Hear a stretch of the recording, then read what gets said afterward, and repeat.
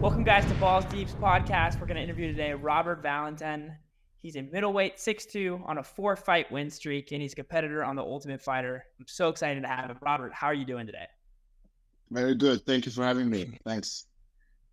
Thanks for being with us. We're really happy that we got to speak with another Team Grasso. We've talked to like 3 now members of Team Grasso from The Ultimate Fighter. It's Grass pretty all the awesome. way. Yeah. Right.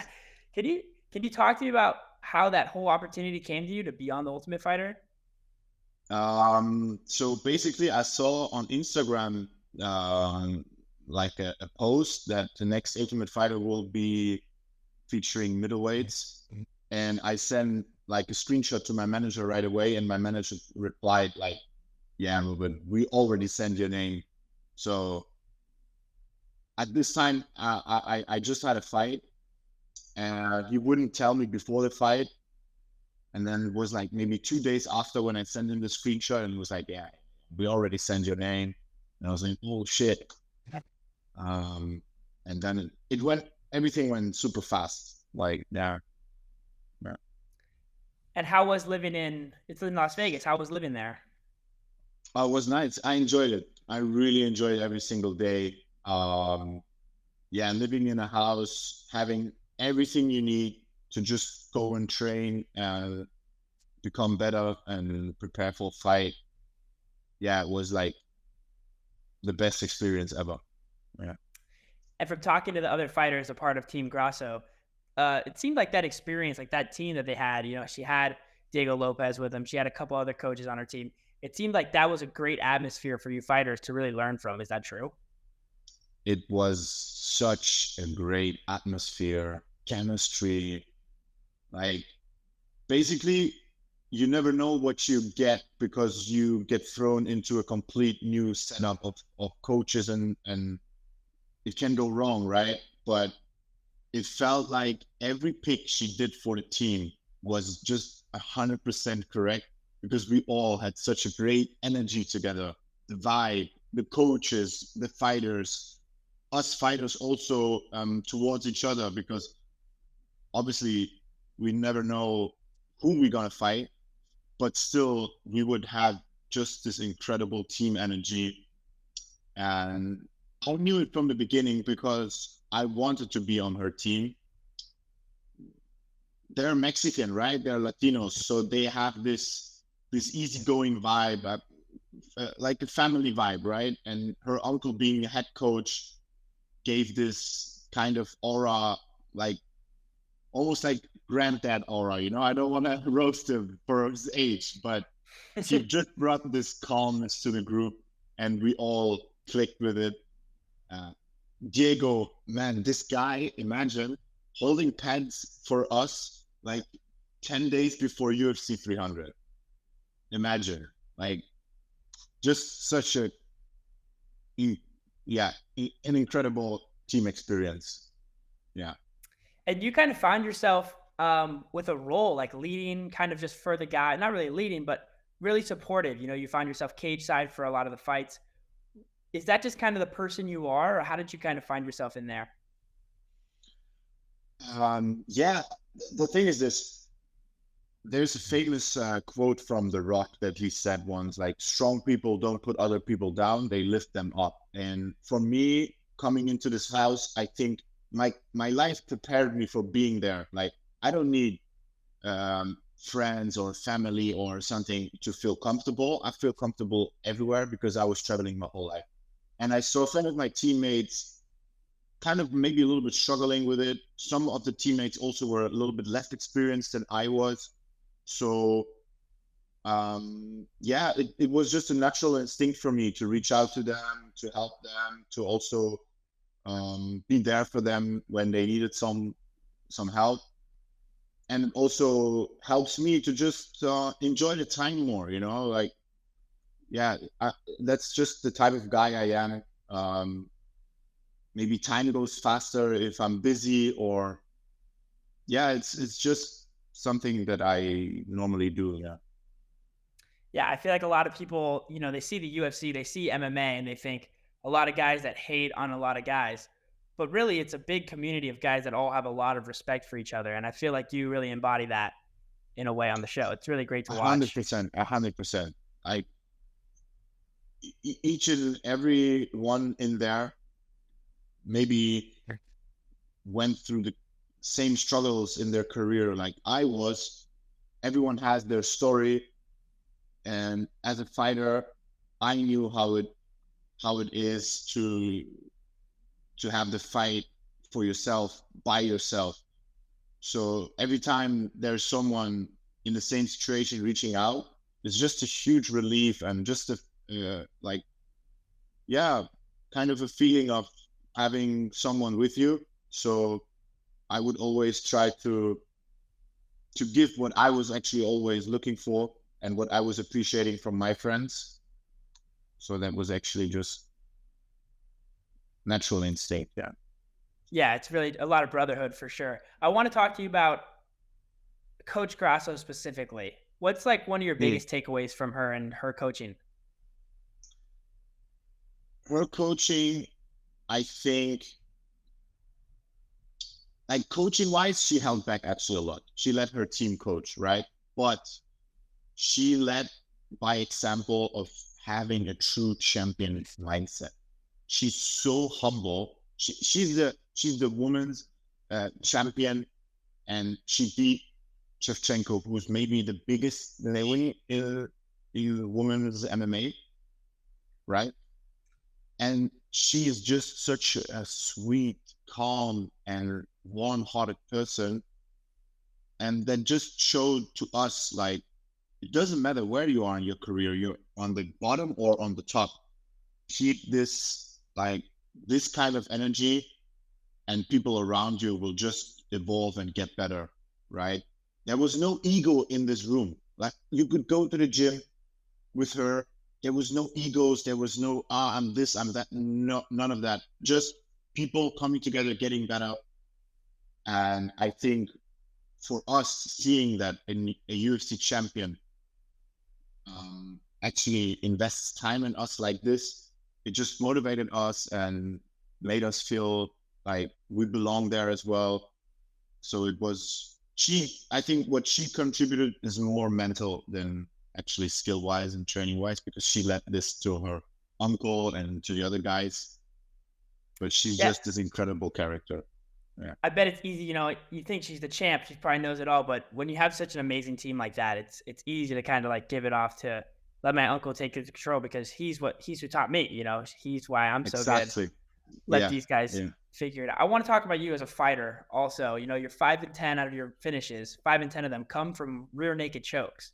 We were talking to Amran Shaban about his anaconda choke and how that's his thing. Do you think your rear naked choke is your stellar move that you take everyone out by? Mhm. To be honest, huh? I just think that my arms are kind of made to wrap around people's necks, and I spent quite a long time of my professional career like dreaming about real naked chokes, drilling real naked chokes, like all like I remember a time in my life where everything was about real naked chokes. I would dream about it, I would think about it, like, and that just my system adapted it pretty well. So now it's like I see a neck, I strangle it. So yeah. And also looking at your past, you have all these submission wins, but there's a ton of KO wins also littered around there, TKOs, KOs, however you want to call it. And we were talking to Amran about this new generation of MMA fighters. You know, Islam Makhachev is such a well-rounded fighter. He can strike, he can grapple, he can do whatever he wants. Do you feel that you fit in that category? And if so, how do you? So I think not yet, to be honest. I still believe there's a big gap between my striking and my grappling. That's um, what is maybe natural because I started with judo and wrestling as a kid, so that was my sport growing up. And yeah, maybe in comparison to people who were kickboxing their whole life or boxing, there's still from a lot to learn for me. But I'm investing the time in it. I found a good striking coach that I vibe with, and I'm just having fun. I have so much fun getting better at striking, So I'm pretty confident that I'm picking up slowly, step by step on the striking as well. But definitely, mainly I'm a grappler, I'm a wrestler, I'm a judoka, and that will probably always be my strength. Mm, And still, yet I have so much to learn in the grappling aspect as well. So it's basically a never ending story, right? Think I would not compare myself, like obviously not to Islam or something like that. I still have so much gaps that need to be filled, and but I'm enjoying the process, and I have a big smile on my face whenever I go to the gym and learn something new. So I really enjoy this. And talk to me about your gym. You know, you're in Thailand training at Tiger. Is that Muay Thai, right? You're learning Muay Thai there? So basically, my home gym is actually Phuket Grappling Academy. You see, this is my home gym. It's just not as known. In Tiger Muay Thai, I basically only go there to spar. Um, because the mats on the sparring are just packed with huge, good guys. But yeah, my main gym is Phuket Grappling Academy in Tiger Muay Thai. I just go there to scrap. Yeah. And how is the scrap? How do you think you're doing with those other guys? Well, I think the story speaks for itself. I never, I never was the guy who was shining in practice, but I think I have the reputation of I can give everyone very hard rounds.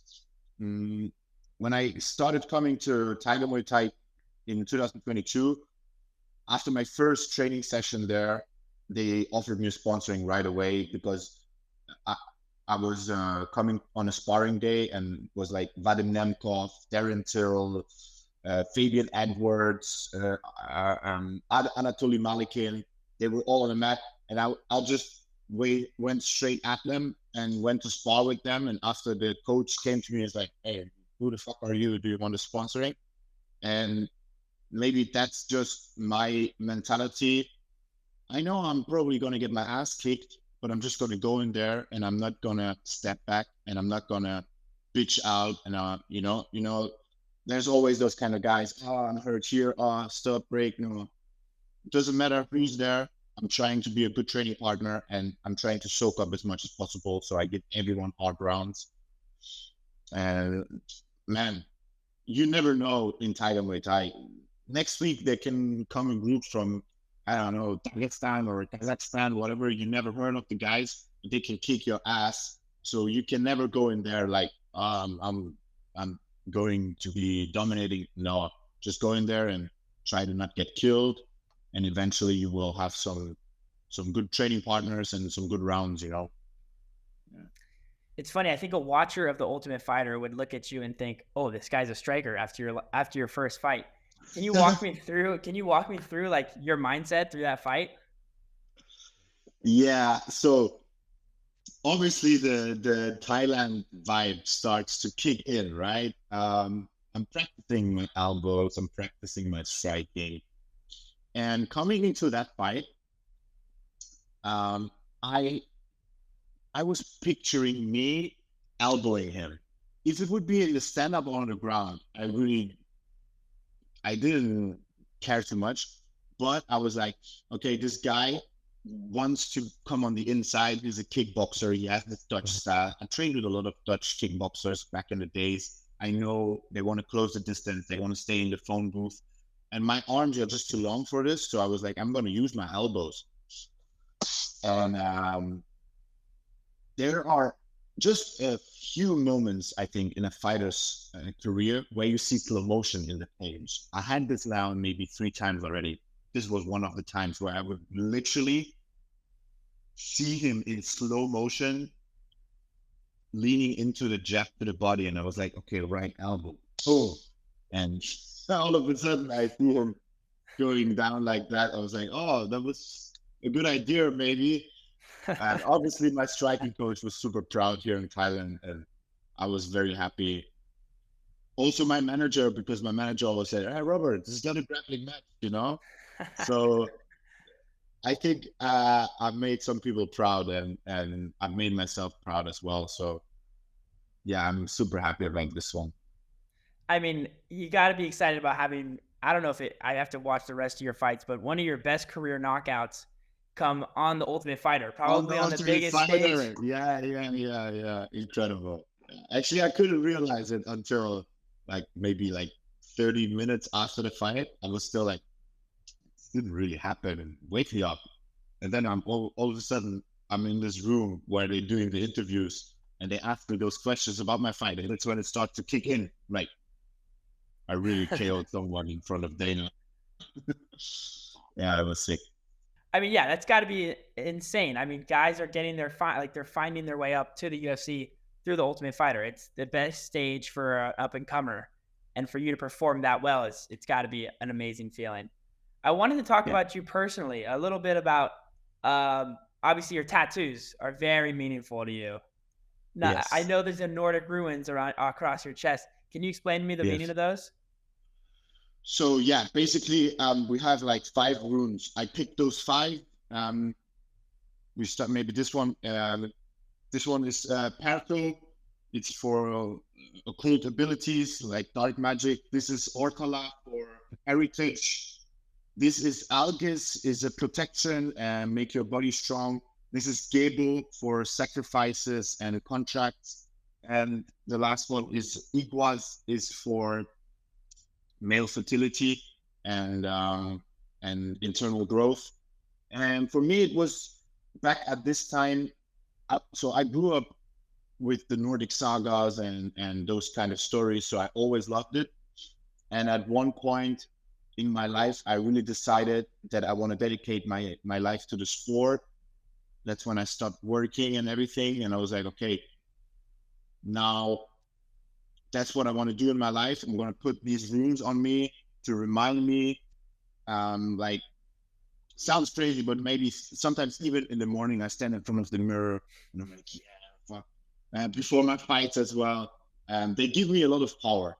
I don't think it's just something that you paint on your body. To me, I can really feel they give me strength in those moments that are important. And and obviously it also started to become like kind of my personal brand trademark or something like that. For when I did this, I really didn't think about it, but all of a sudden people starting to like ask questions. Oh, what does that mean? What does that mean?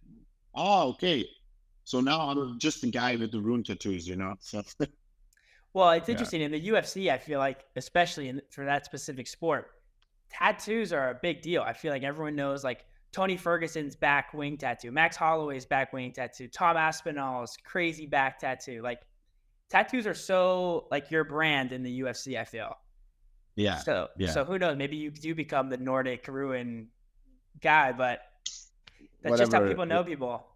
And then you have Yeah. another tattoo. My good friend Andy, who I run Balls Deep with, is a big Naruto Yes. fan, and he wanted me to ask Yes. about the Naruto. The Yeah. what is it? Can you explain it? So it's the Shiki Fujin. It's the seal of the nine-tailed fox. And so obviously, I'm born 1995. So when I was like a real young kid, maybe 8 or something like that, Naruto started to be on the TV, and I was watching Naruto every day, and I could just compare myself to him. Like I have blue eyes, I have blonde hair. I basically grew up without my family. I didn't really have friends. Like I could just compare myself to him, and he's also this kid that loves to fight, and I was the same. So since I can remember, I was into fighting. And later on in the story, they start to talk about the seal of the nine-tailed fox, and I was like, oh, I will do this tattoo when I'm older. And when the time came, I was battling with some personal issues, and the story behind it is actually that so they seal this creature inside the body of Naruto, and this creature is actually like a super dangerous, destructive, almost kind of like a demon, right? And Naruto fights his whole life with this demon until he learns how to control it. how to be his friend, and they become like these two friends that are just feeding each other energy. And at this time, I was like, at this point in my life, I was like, I have to make peace with my past and with the demons of my past. And this tattoo just, it just made sense, you know, it just makes sense to me. And I felt like also with this tattoo, I kind of sealed this chapter of my life. Like, okay, it's in the past. I made peace with it. And I remind myself when I look at this tattoo, you know, to not dwell on your past, to not carry the weight of your past on your shoulders, but to use it as a fuel, you know. And this was very important tattoo for me. Yeah. Yeah. Yeah, I bet. And I'm a big fan of Naruto also. I know the Nine-Tailed Fox and the Orange Chakra and everything that they battle with. And it's very awesome to see like your story with it, because it does affect a lot of fighters. A lot of different fighters have it. Maybe not in their stomach, but I've seen it on the hand of someone. I've seen it on like the shoulder. It's in a lot of different places. And it's interesting to see like how stuff like that can motivate MMA fighters even, you know, just like really big manly dudes. But and to some people it might not be that manly, but I it's don't care, impressive. bro. I don't fucking care. I grew up with this. I loved it. You know, if you, oh, I'm a man. I don't watch anime. Oh, okay, you probably have other issues. You know. Yeah, yeah, probably. Like I don't want to say it, but I'll say Sean Strickland, because he was always making fun of Izzy for that. Boo-hoo, man. Yeah, boo-hoo. I wanted to ask you about looking ahead, looking at the UFC. Is there a fighter in the middleweight division that you look up to, or not really look up to, but strive to be like? That's a tough question. No, I don't think so. I don't think so because um, I would still do so many things differently. And yeah, no, I'm looking up to a lot of fighters. Like, for example, Robert Whittaker was always someone I looked up. I just love his energy, his pureness, his, you know, also his fighting style, obviously.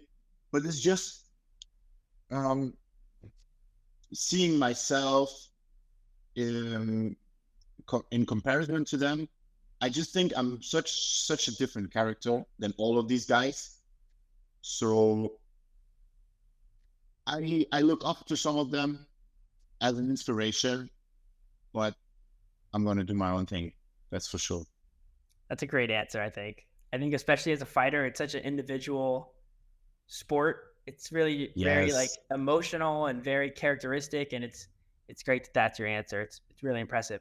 What's next for you, Robert? What's looking ahead? What's next for you? Next is the semifinal, right? Um, I think we have two more fights on the quarterfinals, one featherweight, one middleweight, and then the semifinals they will start. So I'm just as pumped as anyone else because obviously I don't know the results. I don't know what's happening. I Oh, don't, you right, know. right, right. So we just have to watch. Yeah. Awesome, awesome. Well, this is probably easily my longest interview so far. We really Oh, had fun with it, yeah. which is great. No, good. I loved it. It was Right. a great time. Robert, thank you Cool. so much for speaking with us. Thank It was a you. pleasure talking with you, and I'm super excited to cover you throughout your career. Thank you. Have a nice day. These last couple weeks, or the recent events, have been super boring in the UFC, so it's put us to bed. That is true. So here we are in bed now talking about the UFC and this weekend's main fight night card. Last three fights. Lemos versus Jandiroba. It's an exciting one. Could be very exciting. Top tier fighters. You What's know, their rank? It's like 3 and 5. You said, right? yeah, Lemos is 3, Jandiroba's 5. And I think one thing I've learned from starting this whole Balls Deep thing is watching these fight night cards. There's really exciting fights on there. Yeah, You I might mean, not expect them. this fight could really come out as like a pretty good. I mean, they're both pretty entertaining fighters. I think both of them. Virna has never been finished. Yeah. She's kind of ridiculous. Yeah, she's sick. She's on the come up too. She's favored in the fight, minus 135. Lemos is plus 114. It's a close line, but it'll be exciting. But like we said, like John Silva fought this past weekend versus Drew Dober. It was an absolute war. Yeah, no, that was like an fight of the awesome year fight. candidate. Like I don't know about that. I guess obviously not winner because like Max Holloway. Fight of the year, yeah. I feel like that's already been like submitted into but like the candidate Hall of for Fame. sure. But yeah, anyways, Amanda Lemos versus Jen Roba this weekend with a couple other fights on that card which are exciting. Next fight on the card is Steve Garcia versus Choi. Choi is a South Korean who was on a 3-fight losing streak but just won, and he ended that streak against Aarons by unanimous decision. Our boy Steve Garcia, Jackson Wink, he trains at Jackson Wink. He's on a 3-fight knockout streak, which is awesome. Hopefully pushing it to 4 this weekend. And we were just saying that could be our play. That's probably our play. Prop pick of the week. Prop pick of the week would be Steve Garcia by knockout. KO. Anytime KO. Honestly, that sounds pretty good. This other guy's on a shaky run, and Steve Garcia could pull it off. In those 3-fight loss streak he had, he got finished twice. One by submission and one by knockout. So anything can happen with that. Yeah. And Steve Garcia he's rising. He's definitely a smaller kid, a younger kid on the rise. Yeah, he's only got like 20 fights, right? Yeah, let's see. He's 15-5. Yeah. He's just kind of starting out. 12 wins by knockout. That's awesome. That's ridiculous. Of his 15. Actually. So that's looking a lock. Yeah. What? It's a lock. That's awesome. Last fight on the card we want to talk about was Jung Young Park versus Brad Tavares. Jung Young Park was on a crazy 4-fight win streak. 3 of the last 4 fights he won were by submission. And then he had like a loss, a shaky. Yeah, I'm pretty sure if I do like remember correctly, his last fight, it was a shaky call. Like it wasn't like he didn't get destroyed or anything, you know? It went to decision. Right. So who knows? I think he is the favorite, not super heavy, but like minus 185. Like I mean, Brad Tavares is just like on a bad roll right now too. Yeah, and he's the older guy. Brad is. He's 20-10. So and he's got 1 win in his last 4 fights. So he's kind of on the downward slope. Yeah, we're definitely going Jung Young Park there. Yeah, we'll pick Jung Young Park. So for those last 3 fights, our picks are Jung Young Park, Amanda Lemos, and Steve Garcia, which we're excited about. Very. Short podcast this week. It's all good. Good interview. Great interview, though. Thanks, guys, for watching. We'll see you guys next week. Have a good one.